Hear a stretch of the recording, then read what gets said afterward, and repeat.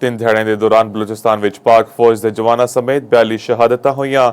ਹੁਣ ਤੱਕ 54 ਦਹਿਸ਼ਤਗਰਦਾਂ ਨੂੰ ਹਲਾਕ ਕੀਤਾ ਜਾ ਚੁੱਕਿਆ ਹੈ।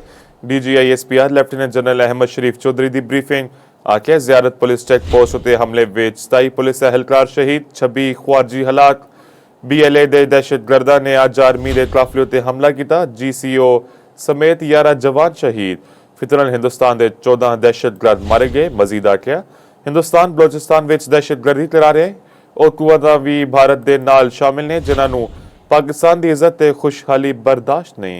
4 रोज में बलूचिस्तान में दहशत और 6 ऑपरेशन जोन से हैं हमने किए हैं। आज एक खारान में जहां पर 6 और दालबंदीन में जहां पे 8, ये दोनों फितना हिंदुस्तान के दहशतगर्द मारे गए। 3 मैंने आपको बड़े ऑपरेशंस बताए। टोटल हमारी जो शहादतें हैं वो 42 कीमती जानें इस मुल्क की अल्लाह ताला को उन्होंने अपनी जानें सुपुर्द की हैं, अपने मुल्क का हिफाजत करते हुए बहादुरी के साथ। घेरा बिल्कुल तंग हो चुका है, तो इन बुज़दिल घटिया मंश के लोगों ने वो जो 18 जवान थे बलूचिस्तान के बहादुर सपूत, उनको शहीद कर दिया।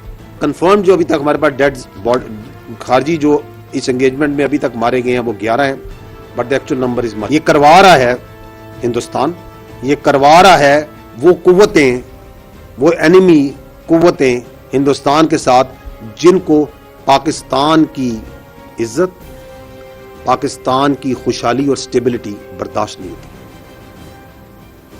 And they are using the territories under the control of this illegitimate Afghan Taliban regime as a base of operation.